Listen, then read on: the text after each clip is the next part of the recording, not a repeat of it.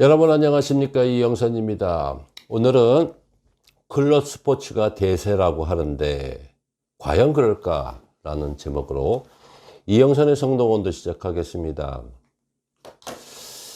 지난해 2월 24일 날 이영선의 성동원도 칼럼에서 죽수는 엘리트 체육 악성 코드로 성장하는 임의단체라는 제목으로 현실에 대한 내용들을 언급한 적이 있습니다.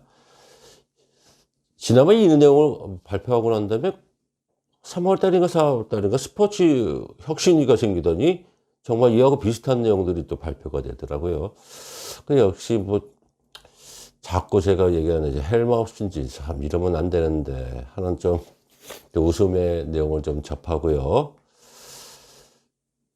지난해 스포츠 혁신위에서 또 내용을 발표하죠. 학교 스포츠 정책 정상화를 위한 선수 육성 시스템 혁신 및 일반 학생의 스포츠 참여 활성화의 권고. 이 내용으로 인해서 올해부터 일단 소년체전이 이제 예전 방식이 아니고 클럽 스포츠도 참여한다는 내용들이 발표가 되고, 많은 혁신화에 대한 엘리트 스포츠에 대한 어떤 이제 개선점이 많이 발표가 되죠. 학생 선수의 학습권 보장, 체육기자 진학, 학교 운동부 운영 및 관리, 지도자 역할 및 처우에서 학교 스포츠 참여의 활성화, 전국 스포츠 대회 운영 등, 그래서 학습권 보장을 하고, 그 다음에 주중에 대회를 있었다가 주말에 리그를 하라는 내용들, 그 다음에 일반 클럽도 참여한다는 내용들입니다. 그래서 정부는 6월 4일 날, 지난해 6월 4일 날 보도자료를 발표합니다. 스포츠혁신위원회 학교 스포츠 정상화를 위한 권고안 발표, 학생선수 학습권 보장, 체육특기자 진학 개선, 학생운동부 정상화, 일반 학생의 스포츠 참여 확대 등 6대 분야 권고안을 발표했다. 이런 내용들입니다. 이거는 지난번에 이영선의 성동원도에서도 발표했던 내용들입니다. 그러면 엘리트 체육들은 체육에 대한 이제 직격탄을 맞게 됐다고 하면서 작년에도 이런 내용에 대해서 각계각층에서 찬반이 대한 내용들을 많이 했었죠. 자, 그렇게 되면 우리가 엘리트 체육이 이제 직격탄을 맞았어요. 그동안 수십 년간의 그동안 관행에 대한 내용들을 매뉴얼 그동안 관행이 바뀌지 않았으니 지금까지 왔을 거 아닙니까? 특히 변하지 않았잖아요. 그 다음에 두 번째 미투 사건하고 성폭력 사건하고 폭행 이런 내용들이 있었고, 이런 내용들이 발생이 돼서 구속이 되고 여러 가지 이제 변화에 대한 인권의 문제점에 대해서 아마 우리나라 체육계가 발칵 뒤집혔습니다. 그래서 이러한 대안점을 말하기 위해서 이제 클럽 스포츠 활성화가 되었는데, 제가 이 내용을 보게 되면 하루아침에 발생된 건 아니에요.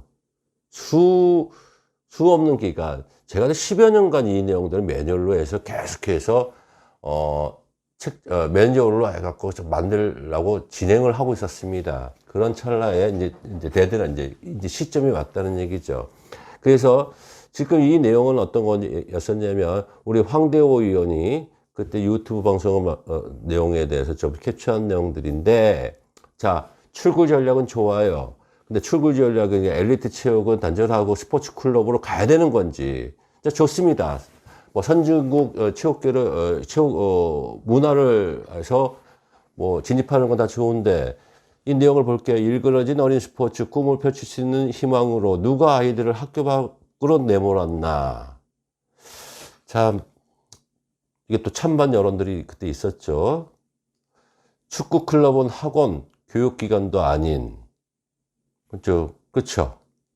스포츠 클럽에 이제 축구 클럽이 있는데 이쪽으로 가야 된다는 얘기 아니에요. 많은 이들이. 그 다음에 이제 불의의 사고가 나갑니다. 초등생 2명 학교 교실, 축구 교실 다녀오다 사고. 자, 이렇게, 이건 교육기관이 아니고, 우리 학교 같은 경우는 교육기관이 얼마나 어떠한 이제 임전지도 교사도 따라다니고 이렇게 해서 얼마나 사전에 교육을 많이 하겠어요. 근데 축구교실 같은 경우에는 어디서 관리 감독할 수 있는 단체가 없다는 얘기 아니에요. 그렇죠? 이런 점을 좀 언급했던 내용이고, 그 다음에 뭐 지난해 또 리틀 야구단 감독이 또 뭐 이렇게 비리 사건이 또 터졌습니다. 그러니까 이러한 내용들을 이제 종합적으로 생각할 때 우리 스포츠 클럽은 법의 사각지대로 몰린다는 얘기예요. 클럽 스포츠는 관리 감독할 수 있는 곳이 없다는 얘기예요. 그리고 엘리트 체육은 관리 단속을 할 수 있던 데가 어차피 교육종사나 그다음 학교가 있으니까 프레스를 많이 가하잖아요. 무슨 문제점이 생기면 학교장이 또 얼마나 프레스를 가합니까? 이거 관리 감독을 할 수 있다는 내용들이에요. 그러니까 정부에서는 클럽 스포츠를 활성화를 한다고 얘기를 하는데 이거를 어떻게 주최할 수 있는, 관리 감독할 수 있는 데가 없잖아요.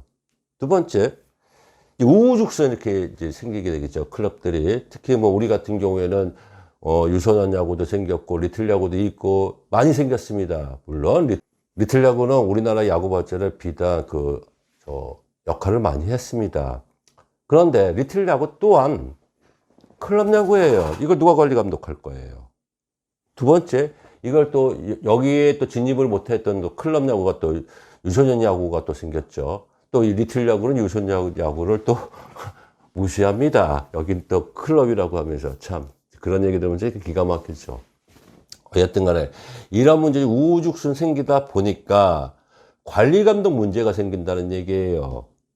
두 번째, 자격증 유무가 생기죠.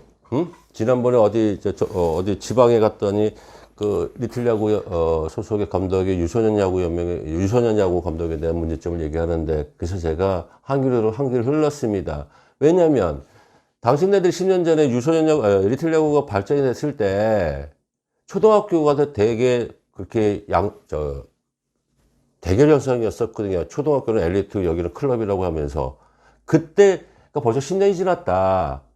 그런데 이제 유소년 야구가 들어오니까 너희들도 그 친구들을 이렇게 해갖고 또 대립관계를 가느냐. 그거는 사업적인 문제라고 밖에 생각을 안 하겠다. 난 그렇게 얘기를 했습니다.